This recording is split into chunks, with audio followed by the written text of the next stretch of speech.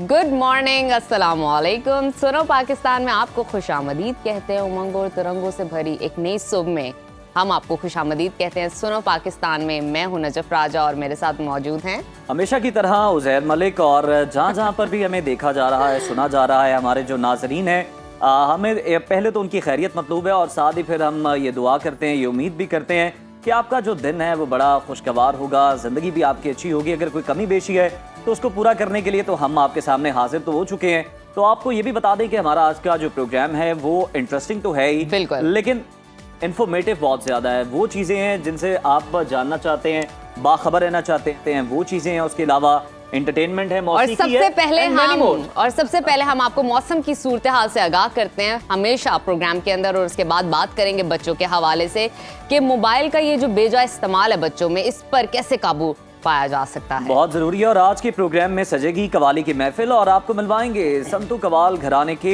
नौजवान फनकारों। फिर सियासत पर भी नजर डालेंगे। 26वीं आईनी तरमीम के बाद अदालती निज़ाम में होने वाली बड़ी तब्दीली और इसके असरात पर आपको देंगे शोबिस इंडस्ट्री से कुछ इंटरेस्टिंग अपडेट्स और बताएंगे कि चल क्या रहा है वहां पर। और आखिर में ये जो नींद का मसला है सबके साथ, किसी को नींद आती नहीं और किसको बहुत कच्ची नींद आती है, इसको योगा के जरिए हम कैसे ठीक कर सकते हैं। बिल्कुल, ये भी हम आपके साथ शेयर करेंगे। ये सब आपको देखने को मिलेगा। ये तमाम पैकेज मौजूद है आज के प्रोग्राम में। तो आपने सुनो पाकिस्तान को आखिर तक जरूर देखना है और साथ ही साथ देखना है। सोशल मीडिया अकाउंट्स को आप फॉलो कीजिए, सब्सक्राइब कीजिए, बहुत जरूरी है। खाली स्क्रॉल ना कीजिए बेमकसद का बल्कि आप हमारे पेज को फॉलो करें और वहां पर अपना फीडबैक भी हमारे साथ शेयर करें और हम उसकी कदर करेंगे। और जो आप देखना चाहते हैं वो हम अपने प्रोग्राम का हिस्सा बनाएंगे। बिल्कुल। और आइए चलते हैं सबसे पहले मौसम की सूरत हाल से आपको मौसम से मुतालिक आगाह करें नजर। बिल्कुल।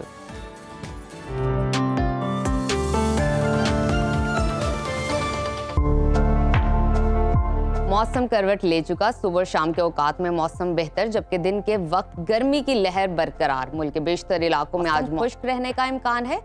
महकमा मौसमात ने रवां बरस पाकिस्तान के चंद बड़े शहरों में स्मॉग बढ़ने का खदशा जाहिर किया है, जिनमें लाहौर, गुजरांवाला, शेखुपुरा, कसूर और फैसलाबाद शामिल है। मुल्क के मुख्तलिफ शहरों में आज मौसम कैसा रहेगा, आइए जानते हैं। सबसे पहले बात करते हैं बुलंद कोहसारों और झीलों की सरजमीन गिलगित बल्तिस्तान की, जहां आज दिन भर बादलों का राज रहेगा। गिलगित शहर की बात करें तो वहां पर ज्यादा से ज्यादा दर्जा हरारत जो है 22 और कम से कम 14 डिग्री रहने का इम्कान है। स्कर्दू का रुख करें तो वहां पर ज्यादा से ज्यादा जो टेम्परेचर है 17 और कम से कम 10 डिग्री रहने का इम्कान है। मौसम का हाल बताने वालों ने आइंदा 24 घंटे के दौरान गिलगित बल्तिस्तान में तेज हवाओं और गरज चमक के साथ बारिश की पेशगोई की है। शहरियों को खराब मौसम के दौरान एहतियात बरतने की हिदायत की गई है। रुख करते हैं जन्नत नजीर वादी की तरफ।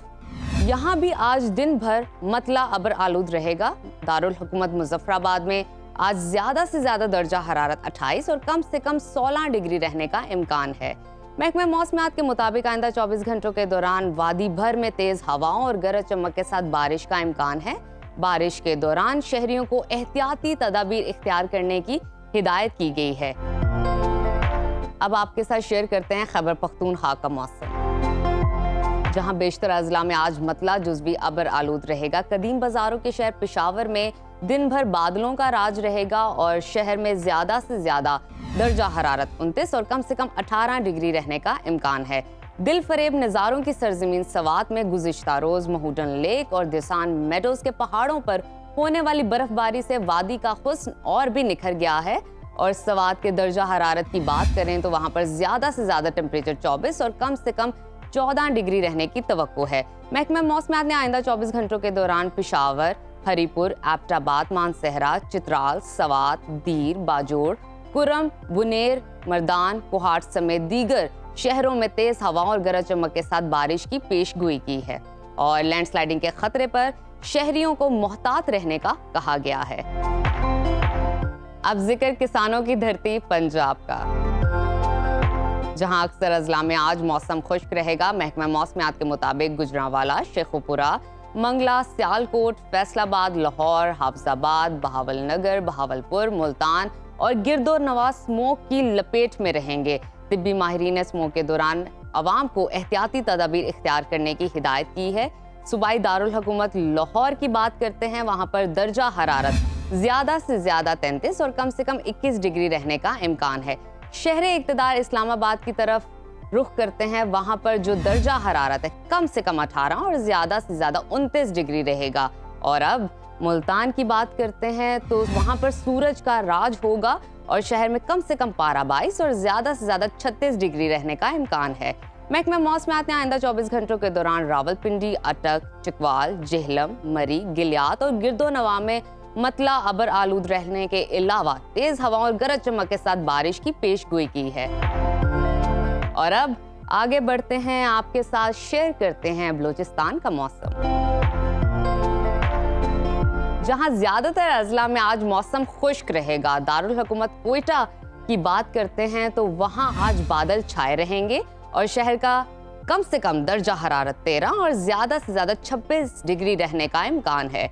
महकमा मौसमियात ने आइंदा 24 घंटों के दौरान बलूचिस्तान के अक्सर इलाकों में मौसम खुश्क, जबकि शुमाली अजला में मतला जुज़वी अबर आलूद रहने का इम्कान जाहिर किया है। और आखिर में जिक्र करते हैं वादी मेहरान का, यानी कि सूबा सिंध का, जहां ज्यादातर अजला में मौसम गर्म और खुश्क रहेगा। मिनी पाकिस्तान की बात करें यानी कि कराची की, तो महकमा मौसमियात ने 27 अक्टूबर के बाद गर्मी कम होने का इम्कान जाहिर किया है और कराची में जो दर्जा हरारत है कम से कम 24 और ज्यादा से ज्यादा 36 डिग्री रहने की तवक्को है।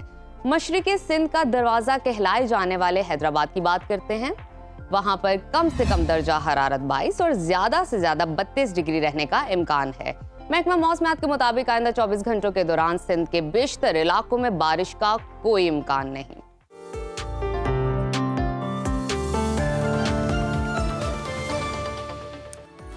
तो नाजरीन, मौसम के मुतालिक आपने जाना कि मौसम किस तरह का रहने वाला है आइंदा 24 घंटों के दौरान। तो अब हम एक अहम मसले को डिस्कस कर लेते हैं जिसने वालिदैन और बच्चों दोनों को ही अपनी लपेट में लिया हुआ है, और वो मसला है छोटी उम्र के बच्चों में मोबाइल फ़ोन का बेजा और बेतहाशा इस्तेमाल। बिल्कुल उज़ैर, और ये बड़ा अहम मसला है और ये एक ऐसी खामोश और ख़तरनाक बीमारी है जो हर गुजरते दिन के साथ हमारे बच्चों में नफ्सियात और जहनी बीमारियों को जन्म भी देती है और साथ ही साथ ऐसे बहुत सारे मसाइल भी पैदा करती है। और एक तहकीक आपके साथ शेयर करते हैं, उसके मुताबिक दुनिया भर में तकरीबन 70% बच्चे अपना ज़्यादातर वक्त मोबाइल फ़ोन्स पे गुजार देते हैं। अगर हम पाकिस्तान की बात करें तो एक हालिया तहकीक में ये बात सामने आई है कि 8 से 16 साल के 60% बच्चे रोज़ाना कई घंटे मोबाइल फ़ोन का बेदरेग इस्तेमाल करते हैं और ये तादाद दिन ब दिन बढ़ती जा रही है, जो कि तशवीशनाक है। और इसका बराह रास्त असर बच्चों की ना सिर्फ जिस्मानी बल्कि जहनी सेहत पर भी बेहद पड़ रहा। इन तमाम पॉइंट्स पे आज हम गुफ्तगू करेंगे कि इस लत को कैसे छुड़ाया जाए, वालिदैन और उस्ताद की क्या जिम्मेदारी होती है इससे दूर करने के लिए बच्चों को। इन तमाम पहलू पे बात करेंगे। हमारे साथ आज स्टूडियो में गेस्ट मौजूद है माहिर नफ्सियात Kashif Faraz. Welcome to Suno Pakistan. Thank you. आपने देखा तहकीक का हमने जिक्र किया, बच्चों में बहुत सारे मसाइल हैं और मोबाइल फ़ोन नहीं छोड़ते, वो कुछ भी कर लो। तो सबसे पहले तो ये जानें कैसे छुड़ाया जाए, ये लत कैसे ख़त्म की जाए। अच्छा नजफ, एक तो हमने ऑलरेडी डिसीजन ले लिया कि मोबाइल जो है वो बहुत ख़तरनाक चीज़ है। मुझे याद है जब मैं छोटा था तो लाउड स्पीकर बहुत ख़तरनाक हुआ करता था। अच्छा। और हमें मस्जिद के आलम कहते थे शैतानी इजाद है। फिर एक दिन हमने उसी लाउड स्पीकर पर चंदा मांगने देखा उन्हीं आलम साहब को। फिर हमने सुना कि टीवी बहुत ख़तरनाक चीज़ है। फिर हमने सुना रेडियो बहुत ख़तरनाक चीज़ है। फिर जहाज़ में हम सफ़र नहीं करते थे। देखिए, चेंज मैनेजमेंट है, जब तक आप दुनिया के साथ नहीं चलेंगे आप बहुत पीछे रह जाएंगे। ठीक। आइंदा दिनों में अगर मोबाइल एक प्रॉब्लम है तो आइंदा आपको डेली इस पर प्रोग्राम करना पड़ेगा। नेक्स्ट 10 साल के अंदर अंदर दुनिया की हर चीज़ पेपरलेस होने जा रही है। It has been already decided. इसका मतलब है कि आपको मोबाइल पे जाना है, इसका मतलब आपको टैब पे जाना है, इसका मतलब आपको लैपटॉप पे जाना है। और आप जानते हैं एआई सारे का सारा वहाँ के ऊपर है। बिल्कुल। अब सवाल ये नहीं है कि बच्चे उसका इस्तेमाल ज़्यादा कर रहे हैं या कम, सवाल ये है उसका इस्तेमाल यूज़फुल कर रहे हैं या नुकसान देने के लिए कर रहे हैं। अक्सर औकात एक शेर बोलता हूँ मैं अल्लामा इकबाल का, उन्होंने कहा था कि लोहे की मशीनों में नहीं कोई खराबी, क्योंकि ये लोहे का बना हुआ है ना, लोहे की मशीनों में नहीं कोई खराबी, मट्टी की मशीनों की कोई चाल गलत है। कहीं हमारे यहाँ हाथ के अंदर आके वो चीज क्लाशनकोफ बन रही है जिसको इल्म बनना चाहिए। तो आज के बच्चे को ये बताने की जरूरत है, बेटा इसका अच्छा इस्तेमाल कैसे किया जा सकता है, बेटा इसको ज़हनी सेहत के लिए कैसे इस्तेमाल किया, किस तरह उन्हें बताया जाए। और ये भी बता दें कि किस उम्र तक के बच्चों को बिल्कुल जो है ना स्क्रीन से दूर रखें तो बेहतर है। हाँ, ये बहुत अच्छा सवाल है आपका। अगर आप किसी भी आई स्पेशलिस्ट से बात करेंगे तो आपसे कहेगा कि 12 साल तक के बच्चे की आइज बन रही होती हैं। आपकी और मेरी आइज बन चुकी हैं, लेकिन जब बच्चा पैदा होता है उससे 12 साल तक उसकी आइज एक प्रोसेस है, फॉर्म हो रही होती हैं। उसके दौरान अगर आप ब्लू लाइट, क्योंकि मोबाइल से, लैपटॉप से, टैब से ब्लू लाइट्स निकलती हैं, जब उनको आप देंगे तो उनकी आइज 100% डेवलप नहीं हो पाएंगी। जब डेवलप नहीं हो पाएंगी तो आपने देखा होगा नई नस्ल को ऐनकें बहुत जल्दी लग रही हैं, बहुत ज्यादा, छोटे छोटे बच्चों को। उसकी बड़ी वजह इसकी ब्लू लाइट है। 6x6 तो अब रेयर ही हो गई। यही हो गई, बिल्कुल आपकी बात ठीक है। तो इसलिए बहुत जरूरी है कि उन बच्चों को हम 12 साल तक तो बहुत ही कम, लेकिन प्रॉब्लम ये है कि वो माँ जो ड्रामे पे लगी हुई है, वो माँ जो खुद लगी हुई है उसके ऊपर मोबाइल पे,'t अपने बच्चे को चुप करवाने के लिए कि मेरी जान छोड़ दे, वो मोबाइल मैं आपसे इसी हवाले से बात करना चाह रही थी। बिल गेट्स ने भी कहा है कि उसने जो है 14 साल तक अपने किसी बच्चे को जो है मोबाइल फ़ोन नहीं दिया। हम यहाँ पर क्या किरदार होना चाहिए वालिदैन का और उस्ताद का? जो बच्चे स्कूल जा रहे हैं वहाँ पे अगर कोई असाइनमेंट मिलती है, कोई होमवर्क मिलता है, तो कैसे उसको ऑपरेट किया जाए? ये बहुत अच्छा सवाल है। अब ये दोनों बातें कंट्राडिक्ट कर गई जो बिल गेट्स कह रहे हैं। बिल गेट्स का जब बेटा पैदा हुआ तो उस वक्त हालात आज वाले 2024 वाले नहीं थे। उस वक्त 14 साल तक बच्चे को रोका जा सकता था मोबाइल से। अभी आपने फरमाया कि तमाम होमवर्क बच्चों का इस मोबाइल पर आता है, बच्चों की टैब पर आता है। अब हम उनको रोक नहीं सकते। ये कर सकते हैं, उसका टाइम मुकर्रर कर लें, पहली बात। नंबर 2, इस स्क्रीन की ब्लू लाइट से बचने के लिए हम उनको चश्मे दें। स्पेशल चश्मे होते हैं, वो आप पहन लें तो आपको ब्लू लाइट डिस्टर्ब नहीं करती। या इसके ऊपर हम एक अच्छा जो है लगा लें ताकि इसके अंदर से ब्लू लाइट जो है हमारी आंखों को अल्ट्रावायलेट रेज नुकसान ना दे। ये तो बच्चों की हेल्थ ठीक कर देगी। नंबर 2, टाइम रखें बच्चों के साथ। ये मोबाइल बेटा कब से कब तक होमवर्क करना है, कब से कब तक गेम खेलनी है, कब से कब तक, और इसके लिए टाइम डिवीजन कर दें। टाइम डिवीजन कर दें। और फिर जब वो गेम खेलें या जब वो मूवी देखें तो पेरेंट्स साथ बैठे, बेटा मैंने भी देखनी है, बेटी मैंने भी देखनी है। एक ओनरशिप दें, उसको लगे मेरा बाप मेरी वालदा साथ है। जब उसे तनहा दे देंगे, अपने कमरे में जाकर खेलो, यहाँ से चले जाओ, मैं मसरूफ हूँ, मुझे बात करनी है। वालिदैन की एक्सेस से दूर हो गया बच्चा। तो वालिदैन को पता नहीं वो क्या देख रहे हैं, ये तो एक सेकंड में चेंज हो जाता है। अच्छा डॉक्टर साहब, ये भी देखने में आया, बहुत से माहिर नफ्सियात इस मुतालिक बात भी करते हैं कि ये जो बच्चे आइसोलेटेड रह के फ़ोन यूज़ कर रहे हैं, मतलब सिर्फ वो और उनका मोबाइल फ़ोन, और पास कोई नहीं है, ये फिर अपनी एक अलहदा से ख्याली दुनिया तख्लीक कर लेते हैं। इनका तखय्युल ही कुछ और होता है। तो फिर ये हम देखते हैं कि जब ये बाहर निकलते हैं ये सोशलाइज भी नहीं करते दूसरे बच्चों के साथ। ये क्या मसला? बहुत बहुत अच्छी ज़हर बात की आपने। अभी मैं एक यूनिवर्सिटी में वाइवा ले रहा था एमफिल और पीएचडी का। उनका टॉपिक था कि ADHD, जिसको अभी आपने फरमाया कि अपने तखयलाती दुनिया में बच्चे रहते हैं। ADHD की जो बीमारी है वो 99.9% इनहेरिटेड होती है। लेकिन उनकी रिसर्च में ये पता चला कि पाकिस्तान में इन्वायरमेंटल यानी माहौल के असरात से ADHD आ रहा है। ये अनबिलीवेबल थी मेरे लिए बात। और उसकी जब पता चला वजह, तो वो मोबाइल की वजह है। वो क्योंकि बच्चा अलग रहना शुरू हो गया। ये जो मोबाइल की दुनिया है ये किसी हद तक शोबिस की दुनिया की तरह मसनूई दुनिया है, चकाचौंध है इसके अंदर। अब बच्चा जब वो देखता है ना तो वो एकदम मुतासर होता है, अट्रैक्ट होता है उससे। उसको जिंदगी में होमवर्क करना है, स्कूल की डांट है, पेरेंट्स की डांट है, मोबाइल पे उसको ऐसा कुछ नहीं है। वहाँ सिर्फ है उसका लाइक का बटन है, लाइक का बटन है, और साथ ही साथ अपनी मर्जी का कंटेंट है। तो क्यों ना उधर जाए। अच्छा, डॉक्टर सारदा ने बड़ी कमाल एक बात की, साइकोलॉजिस्ट हैं, हमारे टीचर हैं डॉक्टर डेविड सारदा। उन्होंने कहा कि मोबाइल बच्चे के किसी जायज दुख का सब्स्टिट्यूट है। बच्चा किसी दुख का शिकार है, किसी आइसोलेशन का शिकार है, उस दुख का सब्स्टिट्यूट उसने ये किया कि उसने मोबाइल पे चला गया। इसका मतलब है कसूर बच्चे का नहीं, कसूर पेरेंट्स का है, कसूर घर की इन्वायरमेंट का है। देखिए जब हम छोटे थे ना, बड़ों का भी डॉक्टर साहब क्या करें, वो भी तो सारे मोबाइल पे ही लगे होते हैं। कोई ना कोई गैजेट है, कोई टैब पे लगा है, कोई लैपटॉप पे लगा है। बच्चा गया तो आपने उसे डांट दिया है, तो उसने फिर कहाँ जाना है? उसने भी वहीं पे ये बात जाए अमान तलाश करनी है ना स्क्रीन के अंदर। This is our original and true topic ये है कि आप बड़े मोबाइल का सही इस्तेमाल बड़े बच्चे ताकि उनसे बच्चे सीखें कि कैसे इस्तेमाल करना है। बिल्कुल आपने बात ठीक की, माँ और बाप अपनी प्राइवेसी में, अपने मोबाइल में, बल्कि आपने देखा होगा पेरेंट्स तो हाथ नहीं लगाने देते बच्चों को अपने मोबाइल में। फिर बच्चा कैसे लगाने देगा? बच्चा समझता है कि अच्छा इसके अंदर कोई चीज होती है तो मुझे भी नहीं दिखानी चाहिए। यस, तो इसलिए बहुत जरूरी है। माँ इसलिए बचा रही हो कि महंगा बहुत है, तोड़ देगा। अच्छा, ये भी हमारा एक बाप भी यही सोच के बचा सकता है। नहीं, मिसकंसेप्शन है पेरेंट्स No महंगा doubt. मोबाइल बच्चे को लेकर देते हैं, याद रखिए मेरी बात। खुद सस्ता खुद यूज सस्ता करते मोबाइल, हैं। मैंने तो पेरेंट्स को 1700 रुपए के मोबाइल पे गुजारा करते देखा, बच्चे के लिए 1.5 लाख रुपए का उसका आईफोन ले लेते हैं। बच्चों के पास आजकल गैजेट्स ज्यादा हैं, ज्यादा gadgets बच्चे हैं। अपनी मनी भी स्पेसिफिक वो लेके दिया हुआ टैब है, ये सिर्फ हमारे Yes. बच्चे का टैब है। कई स्कूल्स तो ऐसे हैं जहाँ टैब के बगैर आपकी एंट्री नहीं है। यू नो नहीं कि है। क्लास के अंदर अगर टैब नहीं है आपको पढ़ाते ही नहीं वो। आजकल इंटरेक्टिव हो गई है, आपको पता है एजुकेशन कि आप टैब लेकर आए, बड़ी तेजी से बदल रहा है। बड़ी तेजी से बदल रहा है। अब मैं अक्सर एक बात कहता हूँ, एक और चैनल पे भी कहा, नेक्स्ट कोई 10 साल में हमारी आईज के अंदर अल्लाह ताला की तरफ से चेंजेस आना शुरू हो जाने हैं। ये जो आज मैं आपको अल्ट्रा वायलेट ब्लू रे से डरा रहा हूँ ना, शायद 10 साल बाद डराने की जरूरत न पड़े। खुद ब खुद इनहेरिटेड मुजामत पैदा हो जाएगी आंखों में, हो जाएगी और उसके अंदर क्या चेंजेस आ बात, जाएंगे, रेटिना चेंज होना Resist शुरू करेंगी ये खुद। रेटिना चेंज होना शुरू हो जाएगा। अल्लाह ताला चेंज मैनेजमेंट इंसान को करने के लिए हालात वैसे के कर देते हैं, डेवलप कर देते हैं, मेरी बॉडी के अंदर चेंजेस ले आते हैं ताकि मैं अडॉप्ट कर सकूं। बड़ी जबरदस्त बात की। एडजस्टेबिलिटी एंड शानदार अडॉप्टेबिलिटी। बात। हाँ जी, लेकिन इसके लिए उज़र बहुत जरूरी है कि हम प्रिपेयर हों, हमें पता हो मैंने आज की जनरेशन को 10 साल बाद 2034 में कहाँ देखना है, क्या कोई ऑब्जेक्टिव है, कोई मिशन है गवर्नमेंट की तरफ से, मकसद होना चाहिए कोई। कोई मकसद होना चाहिए कि भी हमने अगर ये टैब ले आए हैं तो इसका क्या इस्तेमाल करवाना, कैसे करवाना, कितने टाइम के लिए करवाना। 24 आवर्स तो आपने, अब ये तो नहीं आप बच्चे से कहें कि बेटा पहले तुम बाहर से दही ले आते थे, ब्रेड ले आते थे, अब इसी पे मंगवाई जाओ, जो कि शुरू हो गया काम। बिल्कुल ऐसा ही है, दिन रात इसी- ऐसे ही। अच्छा एक और डॉक्टर साहब बजराए तफन्नुन, हम अपने बचपन में देखते थे तो हमारे माँ बाप हमें कहते थे कि घर आ जाओ, बस कर दो खेलना। आज के माँ बाप कहते हैं मोबाइल की जान छोड़ो, बाहर चले जाओ। बिल्कुल बिल्कुल, ठीक बात है, बिल्कुल। बिल्कुल। खेलो तो सही जाके। ये एक पैराडाइम शिफ्ट आया है, बहुत पैराडाइम बड़ा। शिफ्ट है। उससे ये फर्क पड़ा है कि आपकी हेल्थ बहुत मुतासर हुई है। जैसे मैंने अभी कहा, छोटे बच्चों को ऐनक लग रही है, उनके घुटने जो आप दे रहे हैं, उनकी कमर में पेन शुरू हो गई है।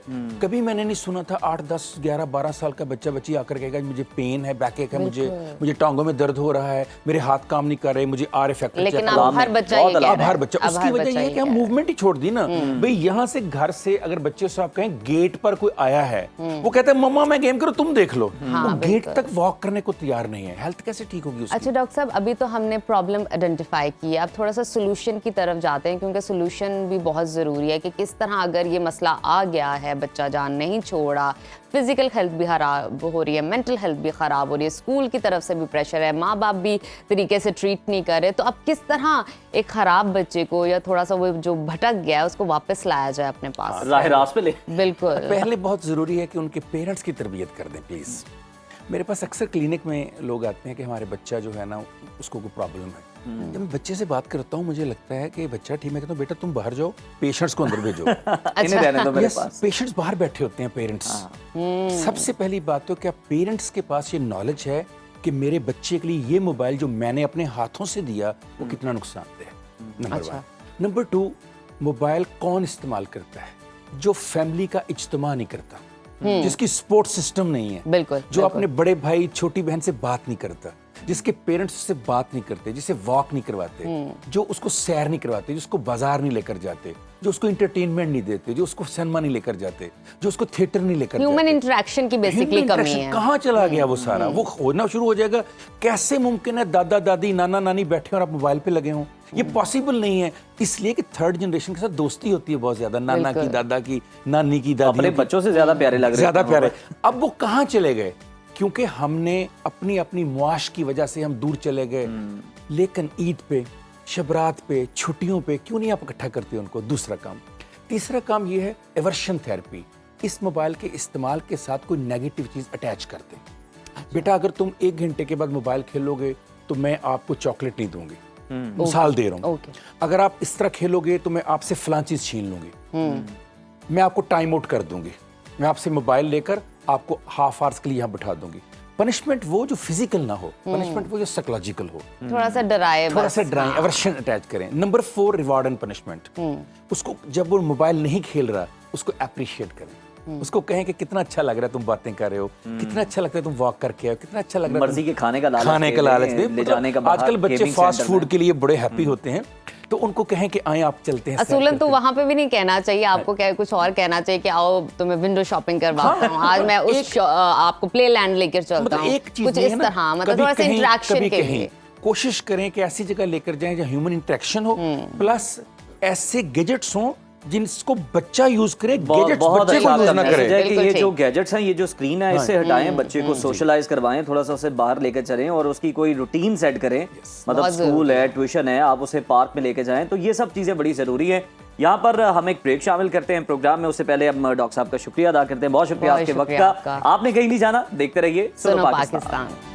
Welcome back to Suno Pakistan. तो अब बड़े मजे का सेगमेंट है आपकी फरमाइश पे, क्योंकि अब ये हमारे सेगमेंट चेहरे है की मुस्कुराहट और हमारे तासुरात से आपको पता चल ही गया होगा कितना एंटरटेनमेंट का। मजेदार। हाँ, एंटरटेनमेंट का सेगमेंट है और इस वक्त हमारे साथ मौजूद हैं मुल्क के नामवर कवाल संतो खानदान के चश्मो चराग क्लासिकल गुलकार और कवाल वकार अली संतो। इनका ताल्लुक संतो खानदान की चौथी पीढ़ी से है। और हमारे लिए एहसास की बात है कि आज वो हमारे साथ शो में मौजूद हैं, हमारे स्टूडियो में मौजूद हैं और हमारे सुनो पाकिस्तान का हिस्सा हैं। और आप उस्ताद आसिफ अली संतो खान के भतीजे हैं। वकार अली खान संतो ने अपनी खूबसूरत आवाज़ से ना सिर्फ शायकीन बल्कि एक आलम को भी अपना दीवाना बनाया और दुनिया मौसीकी में अपनी मुनफरिद और अलग पहचान बनाई है। तो फिर वक्त ज़ाया नहीं करते, उन्हीं से बात करते हैं। Welcome to Suno Pakistan. वकार कैसे हैं आप? खैरियत से हैं? अल्हम्दुलिल्लाह। अच्छा, पहले मैं बता दूं कि ये वकार हैं और वकार अली संतो, इनका तारुफ तो हमने करवा दिया है। और इनके साथ मौजूद और है अपनी अली हैदर हैं, टीम का, वोकलिस्ट हैं, बिल्कुल। और हसीब मजहर साहब हैं जो कि हारमोनियम बजाएंगे।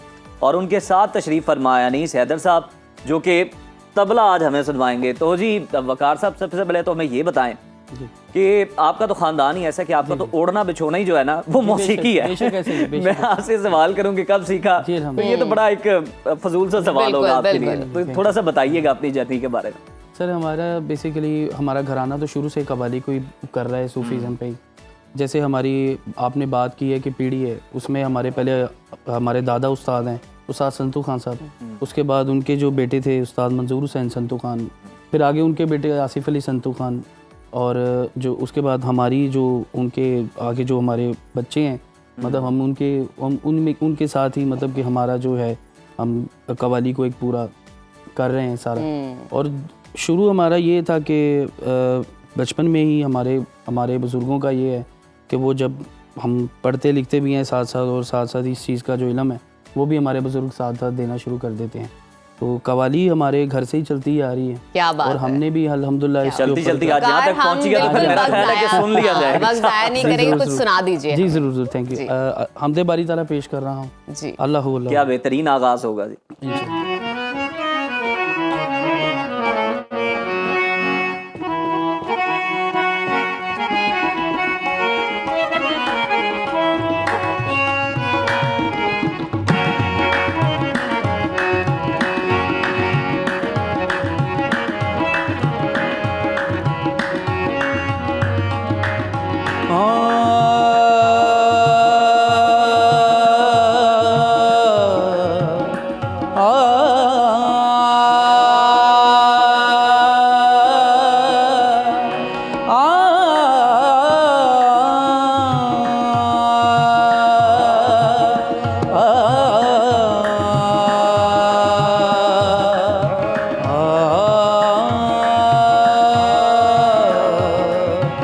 मालिकुल मुल्क ला शरीका लहू, मालिकुल मुल्क ला शरीका लहू, वहदहू ला इलाहा इल्लाहू, वहदहू ला इलाहा इल्लाहू। शम्स तबरेज गर खुदा तलबी, शम्स तबरेज गर खुदा तलबी, खुशबी खा ला इलाहा इल्लाहू, अल्लाहू अल्लाहू अल्लाहू, अल्लाहू अल्लाहू अल्लाहू अल्लाहू।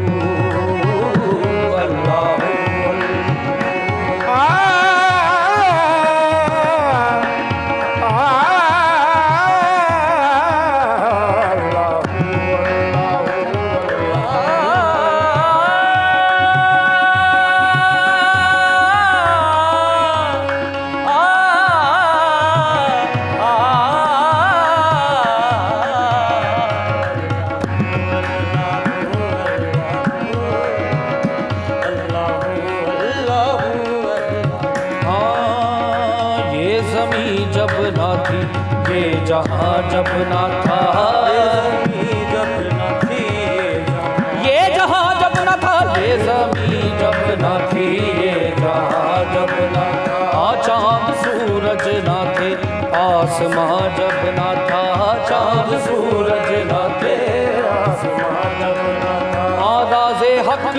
किसी पर आया जब ना था, नाज़े हक भी किसी पर आया जब ना था, हाँ जब ना था कुछ यहाँ, हाँ जब ना था कुछ यहाँ, हाँ जब ना था कुछ यहाँ था, मगर तू ही तू अल्लाह अल्लाह अल्लाह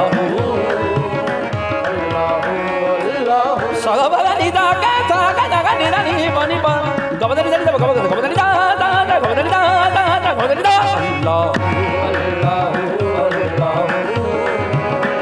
अल्लाह अल्लाह अल्लाह। हाँ पहुँचे मेराज में अर्श तक मुस्तफ़ा, मुझे मेरा हाज में अर्श तक मुस्तफा,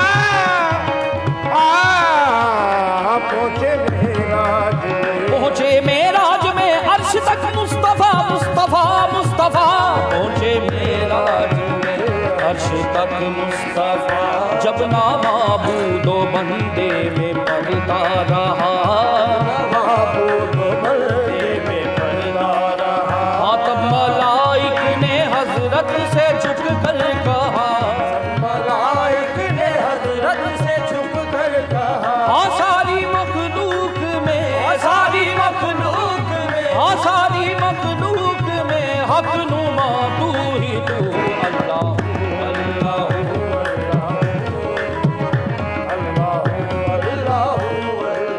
सगरे मागा पा मागा रे गा रे निरे सागा रे मागा पा सगरे दन दन दन दन दन सगरे मागा पा मा निदा पा मागा रे गा रे गा रे गा रे निरे सागरे मागा पा मा निदा पा मागा रे गा मा पा दन दन दन दन मागा रे गा मा पा मा निदा निदा निदा पा दा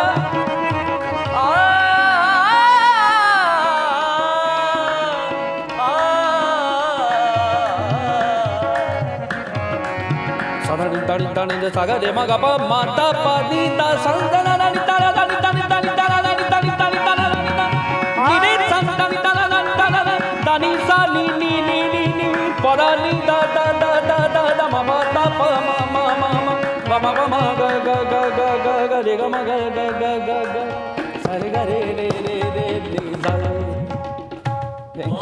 बहुत जबरदस्त वकार, क्या शानदार समा आपने बांध इंसाफ दिया किया। और आपने। मैं कहता हूँ कि क्या आपने हम कहिए कि बस हमारा झूमना बाकी रह गया था। बिल्कुल बहुत खूबसूरत। बैठ के हम जितना कर सकते थे हमने उतना पार्टिसिपेट तो- किया, तो बहुत अच्छा आपने। हम तो मजीद भी इसी आपसे कुछ जोश के सुनेंगे। साथ अभी ब्रेक पे चलते हैं, और अभी ब्रेक से जब हम आपने कहीं नहीं वापस जाना, ये आएंगे, हमारे साथ यही मौजूद है। बिल्कुल, तो देखते रहिए सुनो सुनो पाकिस्तान। पाकिस्तान प्रोग्राम में आपको दोबारा से खुश आमदीद कहते हैं। और जैसे हमने आपको कहा था कि हमारे मेहमान आप हमारे साथ ही मौजूद हैं स्टूडियोज में, आपने कहीं नहीं जाना। उम्मीद है आप भी वहीं पर टीवी स्क्रीन के सामने बिल्कुल। मौजूद होंगे। तो वकार, आप हमें ये बताइए कि जब आप इवेंट्स मुख्तलिफ करने जाते हैं तो वहाँ पे आपसे कौन से ऐसे कलाम हैं, कौन से ऐसे गाने हैं जिनकी बहुत ज़्यादा फरमाइश की जाती है आवाम की जानिब से?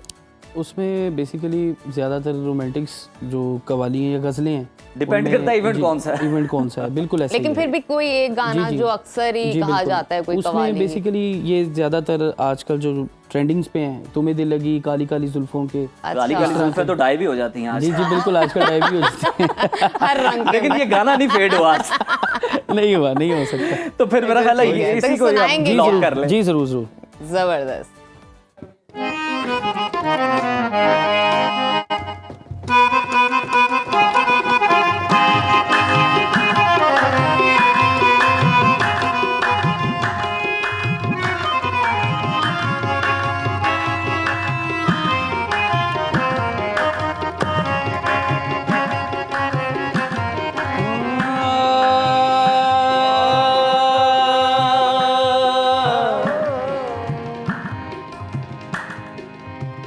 हुस्न वाले वफा नहीं करते,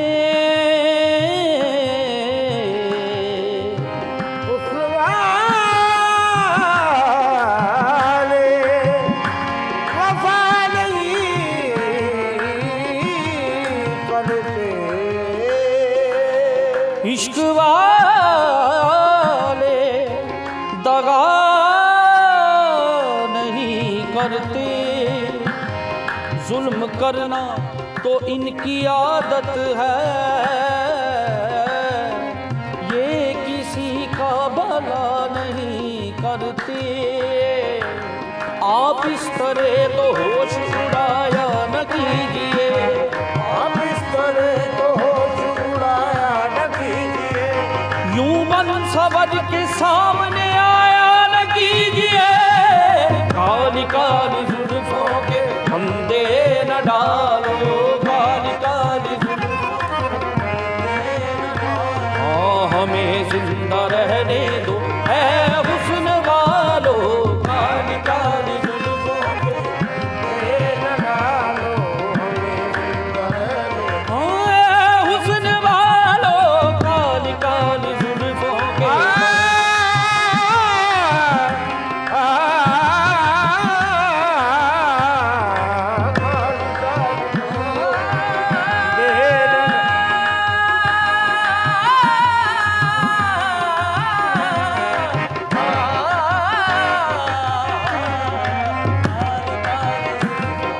फंदे न डालो, हमें जिंदा रहने दो ऐ हुस्न वालो। न छेड़ो हमें, हम सताए हुए हैं, न छेड़ो हमें, हम सताए हुए, बहुत जख्म सीने पे खाए हुए हैं, बहुत जख्म सीने पे खाए हुए।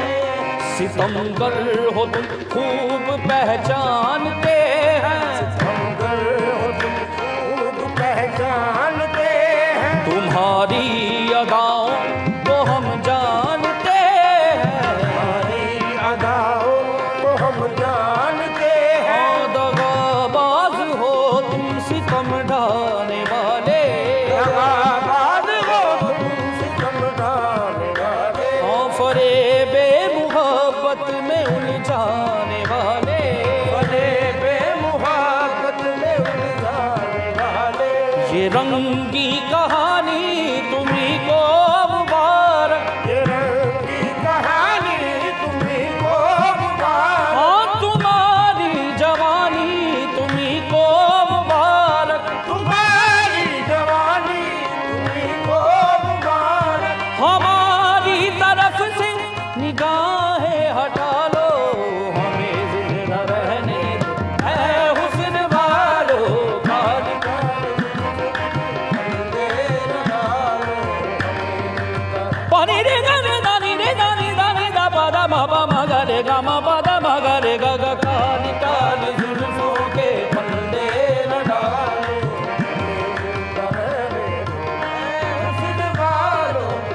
मस्त आँखों की बात चलती है, मस्त आँखों की बात चलती है, हाँ मैं कशी करवटें बदलती है, नक्शी करवटें बदलती है, बन सवर कर वो जब निकलते हैं, सबर कर वो जब निकलते हैं, दिलकशी साथ साथ चलती है, दिलकशी साथ साथ चलती है, हार जाते हैं जीतने वाले, हार जाते हैं जीतने वाले, वो नजर ऐसी चाल चलती है, वो नजर ऐसी चाल चलती है, हाँ जब हटाते हैं रुख से जुल्फों को, बताते हैं रुख से जुल्फों को, चांद हंसता है रात ढलती है, चांद हंसता है रात ढलती है, हाँ बादाकश जाम तोड़ देते हैं, कश जाम तोड़ देते हैं, जब नजर से शराब ढलती है, नजर से शराब ढलती है, क्या कयामत है उनकी अंगड़ाई, क़यामत है उनकी अंगड़ाई, खिंच के गोया कमान चलती है, इसके गोया कमान चलती है, यूं हसीनों की जुल्फ लहराए, सीनों की जुल्फ लहराए, और जैसे नागन कोई मचलती है, काली काली जुल्फों के फंदे न डालो, हमें जिंदा रहने हुस्न वालो, ओ हमें जिंदा रहने दो ऐ हुस्न वालो, हमें जिंदा रहने दो ऐ हुस्न वालो।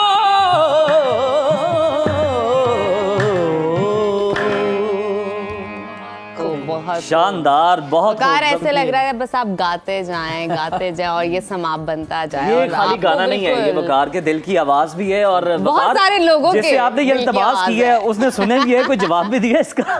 तो जिसने सुने उससे शादी हो गई है। तो क्या बात है। लेकिन फिर भी आपकी मौसीकी में इतना दर्द है यार। Thank you, thank you. बहुत शुक्रिया वकार, बहुत शुक्रिया आपका और आपकी टीम का। सारे एक से बढ़ के एक हैं। Thank you. तो आप सुनो पाकिस्तान का हिस्सा बने। हम आपको एक बार फिर से शुक्रिया कहते हैं। नाजरीन, हमने तो बहुत एंजॉय किया और उम्मीद करते हैं आपने भी इस सेगमेंट को आपको बहुत भी एंजॉय मजा किया आया होगा। होगा। ये कलाम जो उन्होंने सुनाए बहुत शानदार थे। हम एक ब्रेक शामिल करते हैं। ब्रेक के बाद जब वापस आएंगे तो कुछ मुल्की सियासी हालात की बात करेंगे जो कि बहुत जरूरी है डिस्कस करना। तो आप कहीं मत जाइए। एंटरटेनमेंट की बात तो स्पेशली, तो आपने कहीं नहीं जाना, देखते रहिए सुनो पाकिस्तान। अब बात करते हैं मुल्क की सियासत की। तो 26वीं आईनी तरमीम के बाद अदालती निज़ाम में बड़ी तब्दीली सामने आ गई है। खसूसी पार्लिमानी कमेटी ने 2/3 अक्सरियत से चीफ जस्टिस याया अफरीदी को पाकिस्तान के नए चीफ जस्टिस के लिए नामजद कर दिया। कमेटी ने नामजद चीफ जस्टिस याया अफरीदी का नाम वज़ीर आज़म को भिजवाया। वज़ीर आज़म की सिफारिश पर आसिफ अली जरदारी ने चीफ जस्टिस याया अफरीदी को बतौर चीफ जस्टिस ऑफ पाकिस्तान तैनाती की मंजूरी दे दी। ऐवान सदर के मुताबिक जस्टिस याया अफरीदी की तैनाती 26 अक्टूबर से 3 साल के लिए चीफ जस्टिस ऑफ पाकिस्तान होंगे। गुज़श्ता रोज पार्लिमानी कमेटी का पहला इजलास पार्लियामेंट हाउस में हुआ, जिसमें चीफ जस्टिस की जानिब से तजवीज़ करदा 3 सीनियर तरीन जजेस, जिनमें जस्टिस मंसूर अली शाह जो कि सीनियर तरीन जज हैं चीफ जस्टिस के बाद, उसके अलावा जस्टिस मुनीब अख्तर और जस्टिस याया अफरीदी के नाम पेश किए गए। इस मौके पर हमने देखा कि सुन्नी इत्तेहाद कौंसिल और PTI के 3 अरकान की जानिब से इजलास से बाइकआउट किया गया और उसके बाद हुकूमत ने अपोजिशन अरकान को मनाने की कोशिश भी की, ताहम अपोजिशन ने इजलास में शामिल होने से साफ इनकार कर दिया। फिर 9 रुकनी कमेटी की जानिब से 1 के मुकाबले में 8 वोटों से जस्टिस याया अफरीदी को नया चीफ जस्टिस नामजद कर दिया गया। नए चीफ जस्टिस के लिए उनकी नामजदगी का ऐलान किया गया था। और इसके साथ साथ आपको ये भी बताते हैं कि PTI ने खबरदार किया है कि जस्टिस की तैनाती में सीनियरिटी को नज़रअंदाज नहीं किया जा सकता। सीनियर तरीन जज को ही नया चीफ जस्टिस मानेंगे। दूसरी जानिब हम देखते हैं कि वज़ीर आला KP अली अमीन गंडापुर ने ये इल्ज़ाम आयद कर दिया कि वफाकी हुकूमत अपनी मर्जी के जजेस तैनात करके अपनी मर्जी के फैसले चाहती है। इसके खिलाफ हम भरपूर और तवाना आवाज़ उठाएंगे। उन्होंने एक बार फिर इस्लामाबाद पर चढ़ाई की धमकी देते हुए ऐलान किया कि एहतजाज का प्लान तो हम बना रहे हैं, हमारी फाइनल कॉल अब आर या पार की होगी। यानी एक बार फिर से वो इस्लामाबाद का रुख करेंगे और इसके अलावा वो ये भी कह रहे हैं कि इस बार हम पूरे मुल्क को भी ब्लॉक करेंगे और हुकूमत का तख्ता उलटने तक एहतजाज जारी रखेंगे। और अब देखना ये कि ये सिर्फ दावे हैं या अमली तौर पर भी वो कुछ इस तरह का इकदाम उठाते हैं। बिल्कुल। और दूसरी जानिब आईनी तरमीम के खिलाफ सुप्रीम कोर्ट और सिंध हाई कोर्ट में दरखास्तें दायर कर दी गई हैं और इसे कल अदम करार देने की इस्तदाद की गई है। इसी तमाम तर सूरत हाल पर बात करने के लिए हमारे साथ मौजूद हैं सीनियर तज्जियाकार आमिर इलियास राना साहब। आमिर इलियास राना साहब, welcome to Suno Pakistan. Sir, सबसे पहले ये कहिएगा कि पार्लिमानी कमेटी ने जस्टिस याया अफरीदी को चीफ जस्टिस ऑफ पाकिस्तान के लिए नामजद कर दिया है। ये अदालती नज़ीर कायम हो रही है और अब हम देख रहे हैं कि सीनियर मोस्ट की बजाय पार्लिमानी कमेटी नाम दे रही है और इस तरह से जस्टिस याया अफरीदी जो है उनका नाम सामने आया। अदालती निज़ाम में होने वाली तब्दीली को आप किस तरह देखते हैं?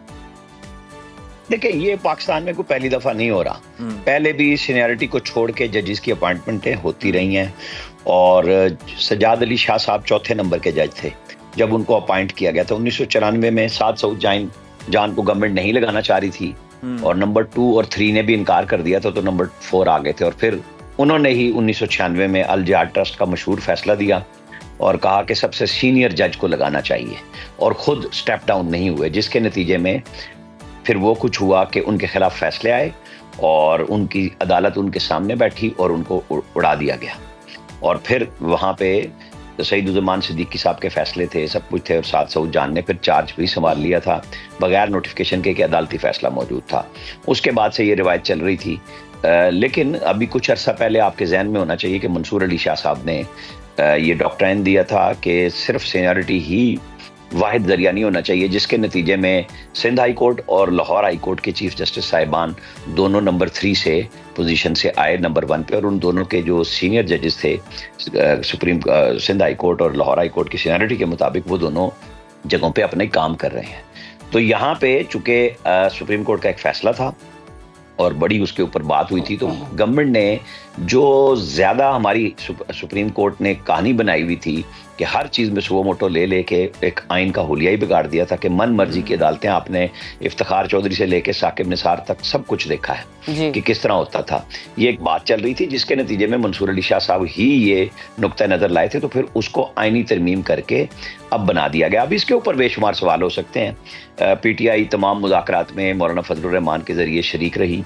पहले आइनी अदालत की बात थी, फिर वो आइनी बेंच में बदली, उसको ओके किया। बाइकाट करना उनका राइट है, लेकिन उन्होंने, आपको याद होगा, 4 लोगों ने खड़े होकर वोट भी किया सेनेट में अगेंस्ट 2-3 तरामीम में। उसके बाद वो चले गए और कौमी असम्बली में उन्होंने बाइकआउट किया, तकरीरें पूरी की, पार्लियामेंट प्रोसीडिंग का हिस्सा बने, आईनी तरमीम के हक और खिलाफ की वोटिंग में हिस्सा नहीं लिया।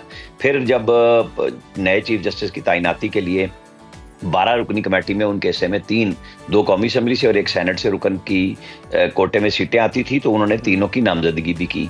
फिर मीटिंग बुला ली गई, लेकिन शाम को ये नामजदगियां हुई और रात को पॉलिटिकल कमेटी ने उनका तमाम फैसला उड़ा के रख दिया। जो वर्चुअल कमेटी है, जो ज़्यादातर गैर मुल्की या रुपोश गैर ममालिक में और रुपोश लोग हैं, सियासतदान, वो हावी रहे और इन सब ने कल बताया कि हमारी चूंकि पॉलिटिकल कमेटी का फैसला, इसलिए हम मजबूर हैं। बैरिस्टर गौहर ने स्पीकर को भी कहा, अली जफर ने ऑफ द रिकॉर्ड लोगों से शेयर किया कि मैं तो समझता हूं हमें बाइकाट नहीं करना चाहिए, बल्कि जो बात है हमें वहां जाके करनी चाहिए। लेकिन अब ये एक फैसला हो चुका, तो अब अगर बहस है और वो है तो 26 तारीख को या अफरीदी साहब का ओथ है, वो हल्फ ले लेते हैं। उसके बाद फिर देखी जाएगी कि क्या PTI हस्बे आदत सबसे पहले उनके पास रिलीफ के लिए खड़ी होगी या नहीं होगी। तो आमिर साहब ये भी बताइएगा कि ओहदे का हल्फ तो ले लेंगे, लेकिन कौन कौन से चैलेंजेस दरपेश होंगे? नहीं, देखें, उन्हें अपने हल्फ के बाद सबसे पहले तो आईनी बेंच बनाना है। वो किसको बनाते हैं, क्योंकि चैलेंजेस अब जो चले जाएंगे वो आप और हमें सबको ये बात बताई गई है कि ये आईनी बेंच के पास जाएंगे और सुप्रीम कोर्ट के शायद जजों की तादाद भी 6 बढ़ा दी जाएगी कि अगर आईनी बेंच अपना काम कर रहा है तो वो करे, लेकिन ये जो सुप्रीम कोर्ट में बाकी जजेस हैं ये उसकी वजह से सफर ना करें, बल्कि आम आदमी के केसेस को सुने और रिलीफ दें। जब ऊपर से काम शुरू अगर हो जाता है कि हाँ जी रिलीफ मिल रहा है, तो फिर हाई कोर्ट्स का चूंकि एक मैकेनिज्म, आमिर इलियास साहब, फिर हम ये भी उम्मीद रखें कि आगे चल के लोअर कोर्ट्स तक भी ये रिलीफ मिलेगा अवाम को। मैं कह रहा हूं कि उन्होंने ये फैसला किया, आईनी तरमीम में दिया है कि हाई कोर्ट के जजों की बाकायदा मॉनिटरिंग होगी, एवेल्युएशन होगी और उसको जांचा जाएगा, पड़ताल होगी, बताया जाएगा कि आपके साथ वाले बेंच में इतने केसेस सुने गए, आपने इतने सुने, तो उनका सालाना हिसाब किताब होगा।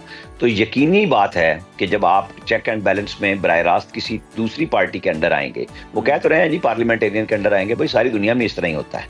अब हमारे यहाँ अगर सिस्टम बनेगा तो जज साहिबान अपने फैसले बोलेंगे ना कि लोगों को रिलीफ दें, इतने क्यों टिकते हैं। जब हाई कोर्ट करेगी तो लोअर कोर्ट कैसे रुक सकती है? बिल्कुल ठीक। आमिर साहब, जरा फैसले देने होंगे। आमिर साहब, चैलेंजेस के हवाले से अब कुछ बात कर लेते हैं। अब नए चीफ जस्टिस तकरीबन 26 अक्टूबर को अपने ओहदे का हलफ उठा लेंगे, तो आपको क्या लगता है कि चीफ जस्टिस को किन किन चैलेंजेस का सामना करना पड़ेगा?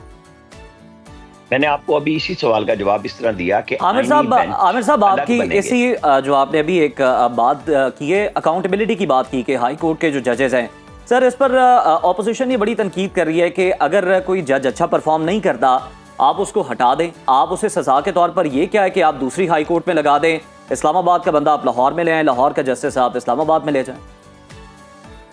इसके ऊपर भी सख्त मुखालफत थी कि जी ये तो मदाखलत होगी, तो वो शिक इस वक्त शामिल नहीं है। इस वक्त ये शिक है कि आपकी मॉनिटरिंग होगी, चीफ जस्टिस ही रिपोर्ट भेजेंगे ना।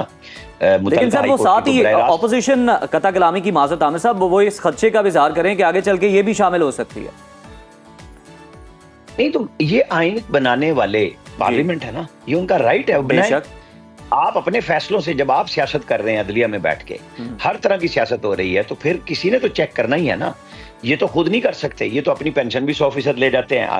बाकी सरकारी मुलाजिम रिटायर होते हैं तो 70% पेंशन मिलती है, इनको बिजली के बिल भी 2000 यूनिट तक मिलते हैं, इनको बुक वैल्यू पे जो गार ये यूज कर रहे होते हैं वो साथ ले जाते हैं।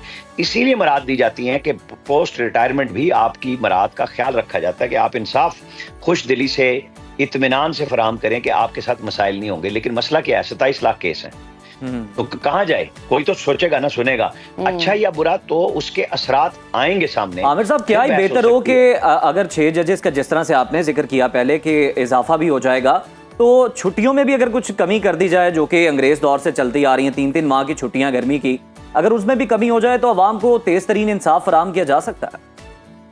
पहले ये काम 1 महीने 2 महीने से 1 महीने पे तो कादी फाइज ईसा ले आए हैं। ये सबके सोचने का काम है कि क्यों हम एंजॉयमेंट के लिए बैठे हुए हैं। हफ्ता आप कोर्ट वर्क करते हैं, इतवार आपके पास छुट्टी का दिन है। अगर आपने वैसे छुट्टी जाना, मैं तो बड़ा इस मामले पे बड़ा क्लियर हूं कि किसी जज के बच्चे की शादी हो, किसी के अजीज की शादी हो, तो वहां बेंच ले जाते हैं उसी दारुल हुकूमत में। ये तस्वीरें भी हम देखते रहे हैं।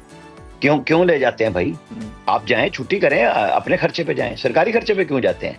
ये अब अदलिया जिस तरह सोशल मीडिया ओवरऑल हावी हो रहा है, तो फिर सब आ रहे हैं ना उसके अंदर कटहरे में। अगर फौज के ऊपर तनकीद हो रही है कि उनकी ये मरात है या गुफ्तगू है, तो अदलिया पे आ रही है। मतलब आम सरकारी मुलाजिम को तो मरात नहीं ना मिलती, तो फिर है तो ये भी सरकार के ही मुलाजिम है ना, ये किसी और दुनिया से तो नहीं आए हुए। ठीक है आमिर साहब, जरा इस बारे में भी हमें आगाह कीजिएगा। हुकूमत 26वीं आईनी तरमीम की तमाम शिकों पर मिनुआन अमल कर पाएगी, आपको क्या लगता है? और ख़ास तौर पर 2028 तक मुल्क से सूद का मुकम्मल तौर पर क्या खात्मा हो पाएगा? देखिए, फेडरल शरीयत कोर्ट का भी फैसला मौजूद है और मेरे तो ख्याल में कर लेना चाहिए। कर पाएगी नहीं तो आईनी जिम्मेदारी है, और फिर उस निभाने के लिए फिर लोग अदालतों में ही जाएंगे ना कि जी आपने जहां अदलिया में इस्लाहात की वहां मानी, फिर मौलाना फजलुर रहमान ने ओनस लिया है उनकी पार्टी ने, फिर उनके ऊपर और जिम्मेदारी आएगी कि वो इस फैसले को मनवाएं भी सही कि क्या सियासत सिर्फ इसलिए नहीं है कि मेरे घर पे लोग आते रहे, मैं बल्ले बल्ले कराऊं अपनी, फिर आपको उसका पैरा भी देना होगा। और ये तमाम लोगों का फर्ज है। कुछ सूद का खात्मा, अगर मैं कहूँ कि सिर्फ JUI की भी जिम्मेदारी नहीं है, ये हर मुसलमान के ऊपर है कि वो तो जंग है अल्लाह और उसके रसूल के साथ, ये आपको हदीस का पता ही है। तो ठीक है, अगर सिस्टम चल सकता है तो उसको चलाना चाहिए, उसके लिए कोशिश होनी चाहिए। हम ये ना कहें कि जी अच्छा जी हो सकेगा, ये नहीं, हमें अपना अपना हिस्सा डालना चाहिए उसमें। बहुत शुक्रिया आमिर इलियास राना साहब हमारे साथ प्रोग्राम में मौजूद थे, अपना तज्जिया दे रहे थे। और अभी हम प्रोग्राम में एक ब्रेक शामिल करते हैं। ब्रेक के बाद आपके पास हाजिर होते हैं दोबारा से, तो कहीं मत जाइए, देखते रहिए सुनो Pakistan. Welcome back to Suno Pakistan. Programme के सिलसिले को आगे बढ़ाते हैं और शामिल करते हैं शोबिज़ इंडस्ट्री की कुछ इंटरेस्टिंग इन्फॉर्मेशन। और हमेशा की तरह हमारे साथ मौजूद हैं film and drama critic Haroon Shoaib. Good morning, welcome to Suno Pakistan. Good morning, कैसी हैं नजफ आप? जबरदस्त, बहुत अच्छे। हारून, सबसे पहले तो आज आप हमें यही बताएं कि गुज़श्ता हफ्ते किस ड्रामे को शायकीन की जानिब से बेहद पसंद किया गया और अपनी पसंदीदगी का इजहार जो ऑडियंस है उन्होंने ड्रामे को देख कर किया? जी बिल्कुल, व्यूज़ को अगर हम देखें तो पाकिस्तानी ड्रामे आपको पता है कि पाकिस्तान से भी और जहाँ जहाँ उर्दू या जिसको अक्रॉस द बॉर्डर हिंदी लोग कहते हैं, तो वो जहाँ जहाँ समझी बोली जाती है वहाँ से व्यूज़ बहुत आते हैं। बांग्लादेश से, इंडिया से और पाकिस्तान ऑफ कोर्स देख ही रहा है सारे ड्रामे। तो इस पिछले हफ्ते में जो है कभी मैं कभी तुम अपनी मकबूलियत के जो रिकॉर्ड है उसको बरकरार रखे हुए है। अच्छा। कहानी बहुत ही इंटरेस्टिंग मोड़ पे पहुंच गई है, टेंशन जो है बढ़ती जा रही है। कहानी कुछ अब जो है वो मेरे ख्याल में इख्तिताम की तरफ जा रही है, तो लोग उसके साथ जुड़े हुए हैं और हर कोई देखना चाहता है कि हारून, इससे पहले कहानी इख्तिताम पजीर हो, मैं आपको जज बना के एक सवाल पूछना चाहता हूँ। आप बताएं इस वक्त जो किरदार चल रहा है, मुस्तफा राइट पे है, शर्जीना राइट पे आपकी नजर में? अब बिल्कुल मैं इसके ऊपर काफ़ी सोच रहा हूँ जब से मैंने वो लास्ट एपिसोड देखा है, और मेरा ख्याल है कि मुस्तफ़ा राइट पे है। अच्छा। थोड़ा शर्जीना जो है वो ज़रा ज़िद्दी हो रही हैं। इतना जो है वो मूड स्विंग्स चल रहे हैं। तो जी मूड स्विंग्स भी चल रहे हैं, और मुझे लगता है कि जब दो पार्टनर्स हों और शर्जीना ने ही उनको मोटिवेट किया था, एम्बिशन दिया था ज़िंदगी में कुछ करके दिखाने का, तो फिर जो दूसरा पार्टनर होता है उसको सपोर्टिव भी होना चाहिए। वो अपने वालिदैन के घर जा सकती थी, वो उसके साथ कम्युनिकेशन बेहतर कर सकती थी, थोड़ी सी बात करें, थोड़ा सा एफर्ट करें, क्योंकि आपको अपनी रिलेशनशिप्स में एफर्ट डालनी पड़ती है तो रिलेशनशिप्स चलती हैं। और मुस्तफा को भी, और हारून, मुस्तफा को भी ये शर्जीना को समझाना चाहिए कि तुमसे भी दिल फरेब है गम रोजगार के। बिल्कुल जी, और भी गम है मोहब्बत के सिवा, तो वो क्या बात है तो वो जो है उनको मुस्तफ़ा को जाहिर है अब उन्होंने उस रास्ते पे लगा दिया है, तो मुस्तफ़ा ने अपने लिए, शर्जीना के लिए और अपनी आने वाली नस्ल के लिए एक बेहतर मुस्तकबिल तो बनाना है। तो शर्जीना को थोड़ा सा ज़रा अब अंडरस्टैंडिंग होने की ज़रूरत थी। किसी को जो है वो सपोर्ट करके एम्बिशन की राह पर चला देना आसान होता है, लेकिन फिर जब वो अपने तेज़ दौड़ आओ उसके साथ दौड़ना मुश्किल होता है। तो वो वहाँ मुझे लगता है शर्जीना से गलती हो रही है। बिल्कुल। और हारून, मुझे ऐसा लगता है स्टोरी अभी आगे बढ़ेगी तो ये चीज़ हो जाएगी जो आप अभी एक्सप्लेन आगे चल के देखेंगे, जब भी आ जाएगी, स्टोरी बढ़ेगी आगे नजर, तो फिर हम कदम भी होंगे या नहीं दोनों साथ? क्यों नहीं? हाँ बिल्कुल, ये भी बहुत जरूरी है कि जोड़ी साथ रहेगी। अच्छा, फिर लास्ट वीकेंड दैट मींस कि यही ट्रेंड कर रही थी जोड़ी, ऐसा ही आपने कहा? तो ये ट्रेंड कर रही थी मुस्तफ़ा और शर्जीना, फहाद और हानिया बहुत ही खूबसूरत OST के बारे में भी chemistry। बताइएगा। OST अच्छा, OST जो है वो मुझे ऑनेस्टली स्पीकिंग सुन मेरे दिल का बहुत अच्छा लगा कि अच्छा। राहत फतेह अली खान साहब का आवाज है उसमें। उनकी तो क्या बात वो है। वो क्या बात है, वो जब भी गाते हैं और OST के अंदर खास तौर पे हम उनकी अपनी टीम से भी specialization है। कहेंगे, रिक्वेस्ट करेंगे कि अगर वो सुनवा सकें तो। बिल्कुल जी। पेयर ही बहुत खूबसूरत है, माया अली जी। का और वहाज का, इतने अच्छे लगते हैं ऑन पेयर भी स्क्रीन ये खूबसूरत है और दोनों। वो जो- केमिस्ट्री की क्या बात है। OST है ना, हाँ क्या बात है, खूबसूरत, मजा ऐसा आ ही गया। है। पढ़ ही ले आंखों से बातें।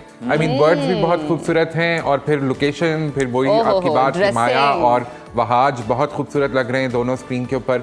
और बड़े अरसे बाद इन दोनों हारून, के जिस साथ, तरह हम जोड़ी सफर देखा में है। ब्लैक ड्रेस का एक ट्रेंड स्टार्ट हो गया था ना आफ्टर हम सफर, वो फ्रॉक जी। और ब्लैक, आई गेस इस OST के बाद अब वाइट का एक ट्रेंड स्टार्ट हो जाएगा, वाइट फ्रॉक का और पूरे थीम का। कल मैं फिर ब्लैक शर्ट की जगह व्हाइट शर्ट में। बिल्कुल कल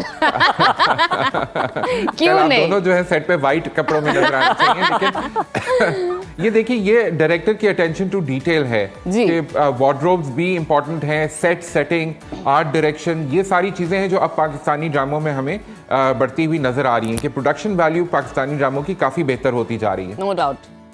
अच्छा हारून, ये भी कहिएगा कि पहले जेंटलमैन और अब सुन मेरे दिल शायकीन पर वो असर नहीं छोड़ पाए जिसकी खलील साहब के ड्रामे से तवक्को की जाती थी।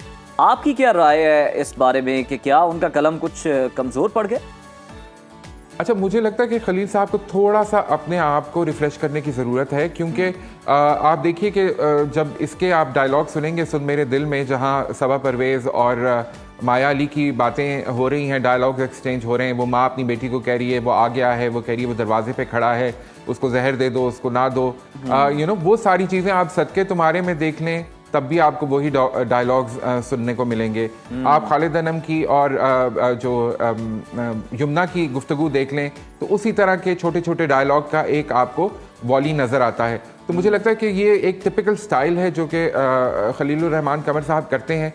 और अब क्योंकि ड्रामों की पेस इतनी बढ़ गई है, हमारे पास इतना एक्सपोजर है, OTT के प्लेटफॉर्म से हम इतनी रियलिस्टिक चीज़ें देख रहे हैं कि अब इस किस्म की जो चीज़ें हैं ना वो हज़म ज़रा कम ही होती हैं। तो खलील साहब को जो है ना वो उन्होंने एक्सपेरिमेंट किया जेंटलमैन के साथ, लेकिन कुछ बात बन नहीं रही।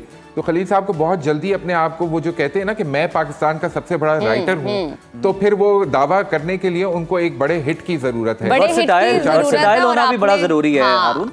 और आपने बिल्कुल ठीक कहा, थोड़ा सा रिफ्रेश होने की भी ज़रूरत है, नए आइडियाज़ की और इनोवेशन की ज़रूरत है। अच्छा हारून, बताइएगा, माया अली और रमशा खान की बहुत अरसे बाद ड्रामों में ये वापसी हम देख रहे हैं, दोनों को ऑन स्क्रीन इकट्ठे देख रहे हैं। आपको क्या लगता है कि ये कहाँ गायब थी और इतने टाइम के बाद ये स्क्रीन पर आए हैं? और अब क्या आए वजह गए हो हैं तो सकती है? लेके क्या आ रहे हैं? हम तो मेरे ख्याल में रमशा का आखिरी 2023 में ड्रामा था और माया का यूं ही वो भी 2023 में था, तो एक साल पूरा गुजर गया। उसके बाद ये दोनों लड़कियां जो है वो दोबारा एक ड्रामा सीरियल कर रही हैं और ये हम 2024 के इख्तिताम की तरफ जा रहे हैं। तो इससे आपको अंदाज़ा होगा कि एक बहुत लंबा गैप आया दोनों के करियर में। और रमशा तो मुझे लगता है कि कुछ अपनी ज़ाती मसरूफियात में रही हैं। हमने सोशल मीडिया पे देखा कि उनकी और आहत की तस्वीरें जो अच्छा हैं वो, हारून, आहत रज़ा लास्टली मीर की। आपसे ये हम बात करना चाहेंगे कि इंडिया की अगर हम बात करें, हमेशा से पाकिस्तानी गानों की कॉपी करने की नाकाम कोशिश करता है, लेकिन हमें फिर वो जुमला याद आता है, नकल के लिए की भी अक्ल की जरूरत होती है। है। बिल्कुल। पाकिस्तान की लेजेंड गुलकारा रेशमा के लाजवाल गाने की उन्होंने भोंडी सी नकाली करने की कोशिश की है, लेकिन सोशल मीडिया वालों ने जाने नहीं दिया, खूब आड़े तो लिया। आपकी क्या राय है इस पर?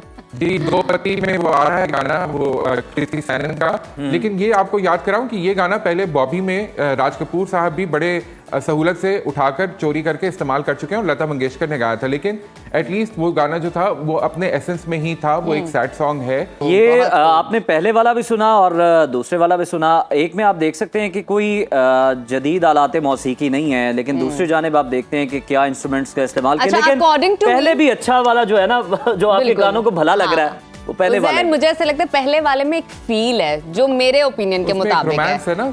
हाँ, वाइब है, फील है, एहसास है। आपके अकॉर्डिंगली क्या है? बिल्कुल सब कुछ तो आपने बता दिया। सहरा का रोमांस है अच्छा, फिर वो रेशमा जी की आवाज और ये परंपरा टंडन है जिन्होंने गाया है इंडिया में, तो आपको एक्चुअली उज़ैर आपने गलती ये की कि आपने पहले वो जो हमें जिसका टेस्ट बुरा है ना वो बाद में सुनवाया और जो अच्छा वाला था वो पहले सुनवा दिया। ये मैं अपनी टीम से बात करूंगा। चलेंगे, टीम से कोऑर्डिनेट रिवर्स होना चाहिए था ताकि हमारा मूड अच्छा ही रहता, लेकिन वो दूसरा वाला सुन के मेरा मूड खराब हो गया।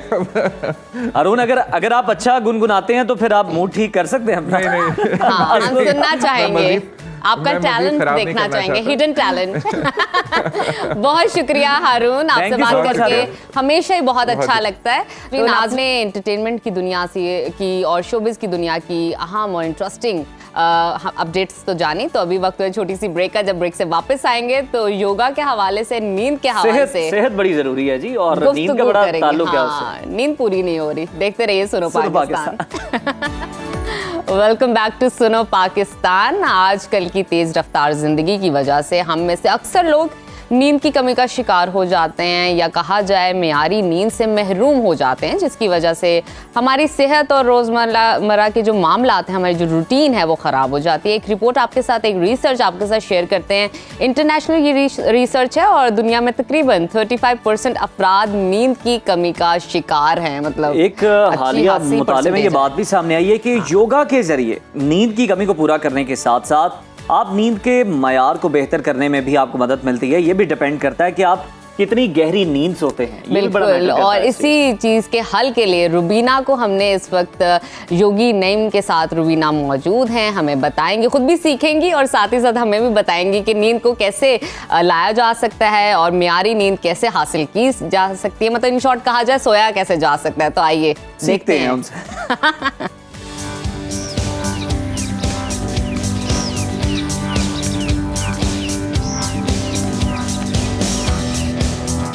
अब वेरी गुड मॉर्निंग। आज हम बात करेंगे नींद के मसले पर। हर 5 में से 3 लोगों को नींद का मसला है। वो रात को सोने के लिए भी बेड पर सारी लगाते हैं कि उन्हें न्यू प्लान्स उनके जहन में आने लगते हैं, और जब सुबह होती है तो उन्हें नींद आती है, लेकिन रात को नींद नहीं आती। तो इस पर हम बात करेंगे। योगी नईम साहब हमारे साथ मौजूद हैं, जो हमें बताएंगे कि योगा के ज़रिए हम पुरसकून नींद कैसे ला सकते हैं। अस्सलाम वालेकुम सर। वालेकुम सलाम बहन। सर, आजकल नींद का मसला बहुत ही आम हो चुका है, छोटों से लेके बड़ों तक, के रात को जब वो सोने लगते हैं तो उन्हें न्यू प्लान्स आते हैं, जबकि वो दिन में सही चल रहे होते हैं। तो रात को ही ऐसा क्या मसला होता है कि बेड पर सोने लगते हैं कि उनको डिप्रेशन, एंग्जाइटी, वो सारे मसले जो हैं वो जहन में आ जाते हैं और नींद बिल्कुल डिस्टर्ब हो जाती है? बहन, इसके बहुत सारे वजूहात हैं। इस मसले की एक बड़ी वजह जो है ना वो इमेजिनेशन है। आपके दिमाग के अंदर जितने इमेजेस बनते जाएंगे उतना आप नींद से दूर होते जाएंगे। अक्सर लोग ये कहते हैं जी हम मोबाइल इस्तेमाल करते हैं तो नींद आती है, हालांकि नींद का ना आना उसकी बड़ी वजह मोबाइल है, गैजेट्स का इस्तेमाल करना।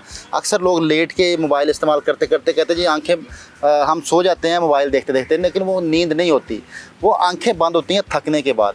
लेकिन आपका जो दिमाग है वो चलता रहता है। हाँ, दिमाग के अंदर जितने इमेजेस बनते जाएंगे उतनी ही आप नींद से दूर होते जाएंगे। अच्छा, मुझे भी ऐसा है कि मैं ना, मतलब मुझे सही नींद होती है, मैं सही सोने के लिए जाती हूँ, जैसे बेड पर जाती हूँ ना तो मेरी आंखें सही खुल जाती हैं। ऐसा क्यों होता है कि आपकी आंखें खुली खुली रह जाती हैं? क्योंकि वो सारे दिन के जो इमेजेस हैं वो आप जब बिल्कुल फ्री होते हैं तो वो दिमाग में दोबारा रिकॉल होते हैं। तो फिर रात को सोते वक्त क्यों होते हैं? जैसे बेड पर हम बैठे हुए हैं तो कुछ नहीं होगा, लेकिन जैसे हम पिल्लो पे अपना सर रखते हैं और कहते हैं कि अब हम सोने लगे हैं तो आपको नींद नहीं। एक और बात मैं यहाँ करना चाहूँगा कि जो नींद है बेसिकली इसकी प्रॉब्लम है, इसकी वजह ये भी है कि हम बेड पे बैठ के जागते हैं। बेडरूम में सिर्फ सोने के लिए जाना चाहिए, चेयर बैठने के लिए है, बेड लेट के सोने के लिए है।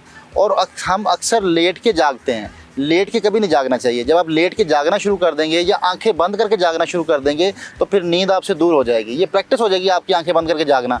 अब अक्सर लोग आंखें बंद करते हैं, उनको नींद नहीं आती, वो सारा दिन भी आंखें बंद रख लेते हैं। आंखों को बंद करने से जो है वो जागते रहते हैं, तो फिर वो एक आदत हो जाती है कि आप आंखें बंद करते हैं लेकिन आपका दिमाग जाग रहा होता है, बल्कि सोचें और बढ़ जाती हैं। आंखें बंद करने से ख्यालात और बढ़ जाते हैं। आपका स्कैनर जैसे ही बंद होता है तो आपके दिमाग के अंदर मुख्तलिफ जो पुराने इमेजेस हैं वो चलना शुरू हो जाते हैं, या पास्ट या फ्यूचर। तो इसलिए मैं ये कहूँगा कि बेड पे सिर्फ सोने के लिए जाएं, बेडरूम में सिर्फ सोने के लिए जाएं, और चेयर पे बैठ के आप जो भी करना है, खाना भी चेयर पे बैठ के खाएं, बेड पे बैठ के खाना ना खाएं। अगर आपने बेड पे बैठ के जागना शुरू कर दिया तो कभी भी नींद अच्छी नहीं हो सकती, डीप स्लीप तक नहीं पहुंच सकते। और पहर का बड़ा अमल दखल है इसमें। हम अपने 8 पहर को खो चुके हैं, हम 1 पहर की ज़िंदगी गुजार रहे हैं, सारा दिन एक लाइट पे रहते हैं। 8 पहर हैं कुदरत ने दिए, जिसके ऊपर बॉडी जो है सेंसर काम करते हैं, आपके पहर रीड करते हैं कि इस टाइम हम कौन से पहर में हैं। हम क्या करते हैं कि सारा दिन एक रोशनी में रहते हुए एकदम लाइट ऑफ करके सोना चाहते हैं, एकदम पहर चेंज नहीं होता। ये आपने बहुत अच्छी बात की, इसका क्या हल है? इसका हल ये है कि अपने लाइट्स को जो है वो चेंज किया जाए, हमेशा हर 3 घंटे के बाद लाइट को ज़्यादा या कम किया जाए। यस, हमारे घर पर भी 3 लाइट्स हैं। एक बहुत वार्म लाइट होती है, एक फुल वो होती है वाइट लाइट होती है, फिर एक येलो होती है। जी, शाम में जो है ना वो बहुत हल्की रोशनी में रहना शुरू करें, शाम को एंजॉय करें। जब तक शाम को नहीं एंजॉय करेंगे नींद अच्छी नहीं हो सकती। अच्छा, घरों पर हर वक्त लाइट्स ऑन है, वाइट लाइट है, तो जो रात है वो भी आपको दिन लगती है। दिन लगता है। तो मतलब क्या हमारे जो देखने वाले हैं वो ये क्या कह रहे हैं कि अगर रात को सोना है तो शाम के वक्त ही वो थोड़ी सी एक धीमी की जो लाइट है, एक थोड़ी सी हल्की लाइट वो जला लिया करें। और बिल्कुल आप अगर इंडोर रहना चाहते हैं तो कोई इशू नहीं है, लाइट्स को कम कर लें। आप शाम का पहर जो है वो उसको ज़रूर एंजॉय करें, जब तक शाम को एंजॉय नहीं करें रात अच्छी नहीं हो सकती। अच्छा सर, ऐसा क्यों है कि सिर्फ रात को नींद नहीं आती लेकिन हर बंदा सुबह सोना चाहता है, वो ऑफिस जाता है, ऑफिस की कुर्सी पे सो रहा होता है, ये क्या मसला है कि वो सुबह नींद कहाँ से आ जाती है? सारी रात जब आप आंखें बंद करके सोने की कोशिश कर रहे होते हैं और बाहर आप सोए होते हैं, उस वक्त आपके दिमाग की फाइलें काफ़ी हद तक क्लोज हो चुकी होती हैं। तो जब आप उठना चाह रहे होते हैं ना तो उस वक्त डीप स्लीप की तरफ जा रहे होते हैं आप, इसलिए सारा दिन नींद आती है। अगर आप वो जो फाइलें ज़्यादा खुली होती हैं दिमाग के अंदर, उनको पहले क्लोज़ कर लें, उनके तरीके हैं क्लोज़ करने के, योगा ने बताए हैं, तो फिर आप डीप स्लीप तक मिड नाइट में पहुंच जाएंगे। मिड नाइट में आप डीप स्लीप तक पहुंच जाएंगे। ऐसा नहीं होगा कि आप सुबह जब उठने का वक्त है तब आप डीप स्लीप की तरफ जा रहे हैं। अच्छा सर, हमें बस कुछ ना ऐसे पोस्चर्स या कोई एक्सरसाइज बता दें कि रात को सोने से पहले ओवरथिंक बहुत करता है इंसान, उसे कोई न्यू मंसूबे जहन में आते हैं, प्लान्स आते हैं कि पता नहीं हम सुबह उठकर क्या ही बन जाएंगे। ऐसा होता है, सबके साथ होता है। सबसे पहले तो आप रूम के साथ अटैच हुआ करें, अपनी आंखों का जैसे इस्तेमाल करेंगे आपके इमेजेस बंद हो जाएंगे, आपकी इमेजिनेशन ख़त्म हो जाएगी। इंसान का दिमाग वहाँ होता है जहाँ उसकी आंख देखती है, हम देखते नहीं हैं, आंख खुली के साथ देखते नहीं हैं। आप रूम के अंदर पहले कलर्स को देखें, चीज़ों को देखें, आप हर चीज़ को फिज़िकली देखें ताकि आप मेंटली यहाँ पे आ जाएं, मेंटली अटैच हो जाएं। उसके बाद क्या करना है, आपने ब्रीदिंग करनी है लेटे हुए, बेड पे लेटे हुए। आपने ये अंगूठे के साथ राइट नॉस्ट्रिल बंद कर लेंगे, लेफ़्ट साइड से सांस लेंगे और रिंग फिंगर के साथ लेफ़्ट नॉस्ट्रिल बंद करके राइट साइड से निकाल देंगे। फिर राइट साइड से सांस लेंगे ये हमने रात को सोने से पहले करना और है। लेफ्ट साइड से सांस निकाल देंगे। ऑल्टरनेटिव ब्रीदिंग, लेफ्ट से सांस लिया, राइट से निकाल दिया, राइट से लिया, लेफ्ट से निकाल, और इसको बड़ा स्लो करेंगे। अच्छा, इसके करने से क्या होगा कि आप करते रहें, इसको करते रहें, 15 मिनट करें, आपकी नींद बड़ी अच्छी आएगी। ये खाली करती है दिमाग को। अब एक ब्रीदिंग ऐसी करेंगे जिससे दिमाग की हाइपरटेंसी, जो दिमाग की फ्रीक्वेंसी बढ़ी हुई है, उसको नीचे लाने के लिए। अगर आपकी हार्ट बीट तेज़ है आप तब भी कर सकते हैं, आपके दिमाग में बहुत सारी फाइलें खुली हैं आप फिर भी कर सकते हैं। इसके बाद फिर आप अपने कानों को बंद कर लें और आंखों को बंद कर लें। ठीक है। आंखें बंद करके, कान बंद करके, नाक से जब सांस निकालेंगे तो गूंज के साथ निकालेंगे। नाक से लेंगे सांस,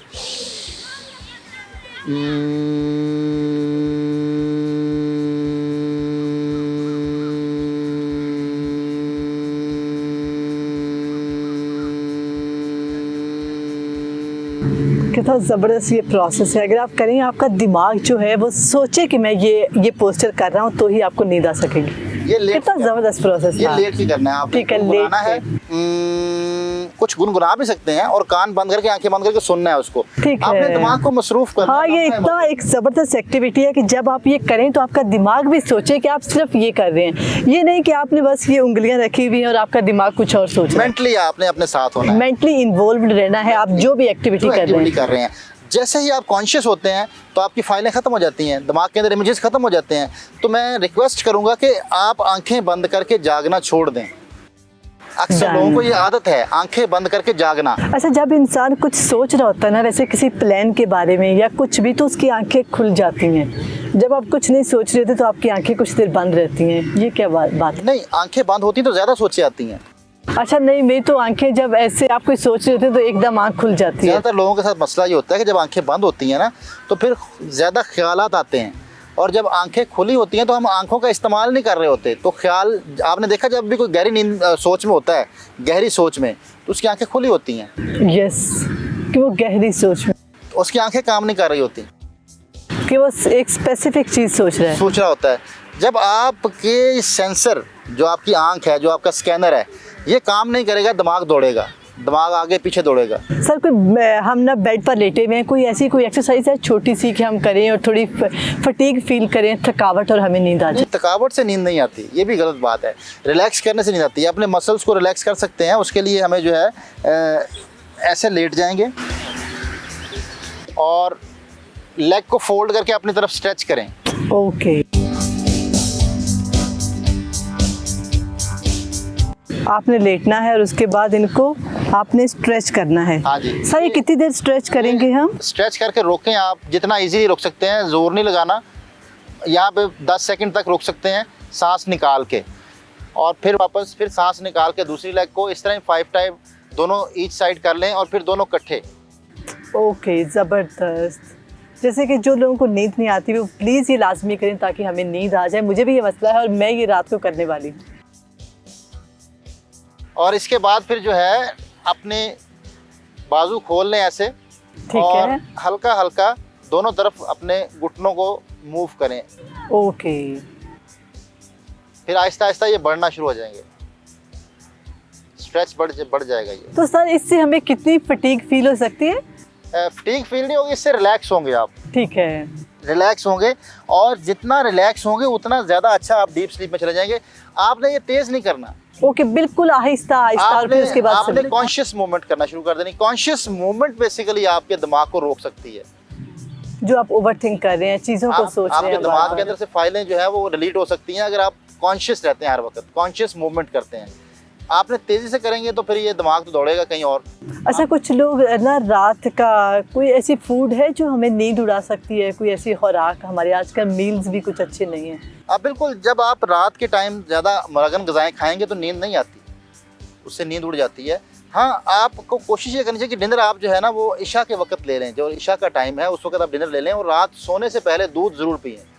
दूध पीने से नींद अच्छी आती है, गहरी नींद आती है। जो लोग रात को दूध पी के सोते हैं उनकी नींद अच्छी है। थोड़ा गर्म दूध या वैसे ठंडा पीना? जिस तरह का चाहे पी लें आप। रात के टाइम दूध पीने से नींद अच्छी आती है। अगर दूध पिया जाए रात को तो बहुत अच्छी नींद आएगी। Okay ji sir, thank you so much sir अपना वक्त देने के लिए। जैसा कि इन्होंने बताया है कि पुरसुकून नींद के लिए आपको थकावट की ज़रूरत नहीं है। कुछ लोग चाहते हैं कि हम कोई हैवी एक्सरसाइज करें ताकि हमें नींद आ जाए, बल्कि नहीं, आप बेड पर जाएं और इस नीयत से जाएं कि आपने सोना है। जो चीज़ें वहाँ पर पड़ी हुई हैं उनको फिज़िकली फ़ील करें कि ये आपका रूम है। पहले अपने रूम के साथ इंगेज हो जाएं, और शाम के वक्त ही जो अपने जो है थोड़े जो आपके लाइट्स चल रही हैं उनको वार्म कर लें। थोड़ा सा जो वाइट लाइट ना हो कि आपको दिन ना लगे। तो ऐसे ही मज़ीद एक्सरसाइजेस देखने के लिए हमारे साथ रहिए और देखते रहिए सुनो पाकिस्तान।